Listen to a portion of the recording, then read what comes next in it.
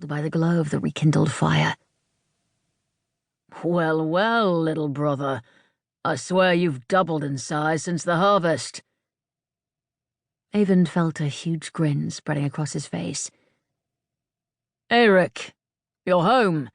And tell me where you've been and what you've been doing. I want to hear everything. His brother seized him in a brief, hard embrace, then stretched out his hands to warm them before the flames. Later, he laughed. Time enough for all that after the sacrifice. We'll have many tales, for I do not come alone.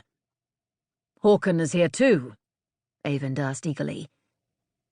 He admired Håkon almost as much as he did Eirik himself, for his brother's friend had earned his Wolfskin at not quite 16, which was generally thought to be some sort of record.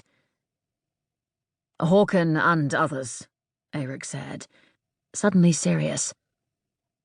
The Jarl's kinsman, Ulf, is with us, a fine man and a friend of ours. He's brought his young brother and several of his household. They're on their way to Jarl Magnus's court. Ulf has a wish for some delicate silverwork, I think to impress a lady. I made it known to him that our sister's husband is skilled in this craft. They will spend some nights here in any event. The storm looks likely to prevent further travel for a little.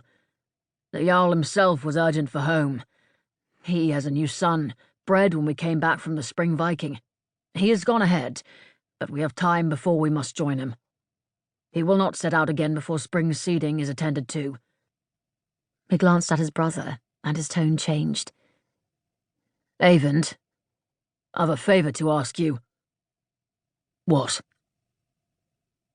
There were new sounds from outside now, the rapid approach of many folk, voices raised in greeting. Later, Eirik said.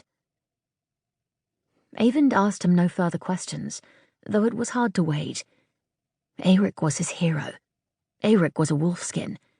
That was the most glorious calling in the whole world, for surely nothing could surpass the moment when you heard Thor's call to battle ringing in your ears, pulsing in your blood, filling every corner of your being with a red rage that shut out any thought of fear. To charge forward in pure courage, inspired by the god himself, that bold vision tugged at Eyvind's thoughts by day and filled his dreams by night. What matter if a Wolfskin's life was short? Such a warrior, once fallen, would be carried straight to Thor's right hand. One day he himself would pass the test and become one of that band to which Eirik and Håkon belonged, as had many of Eyvind's kin in times past. The men of Hammersby had a noble tradition in the Warfather's service. So Eyvind practiced with the bow and with the axe. He ran and climbed, he skated and swam, he shoveled snow and hunted and grew strong, awaiting that day. Eirik's tales kept his dreams alive. Later, perhaps his brother would tell of the autumn Viking, the riches plundered, the battles won. The folk of the district crowded into the temple, along with the men of Jarl Magnus's household, warrior and swineherd side by side. The high seat, its wooden pillars carved with many small creatures, was allocated to Ulf, kinsman of the Jarl, and by him stood the two Wolfskins, gold-bearded Eirik and the taller, hawk-featured Håkon. Each wore his short cloak of shaggy fur, fastened on the shoulder with an ornate silver brooch. Both were well armed. Eirik had the lethal skegurks, or hewing axe, on his back, and Håkon bore a fine sword, its hilt plated with copper. The nobleman, Ulf, was young, not so much older than Eirik himself, Eyvind thought. He had many folk with him, probably housecarls called into service for the autumn Viking, with a few richly dressed men who might be part of Jarl Magnus's household elite, or Ulf's own retainers.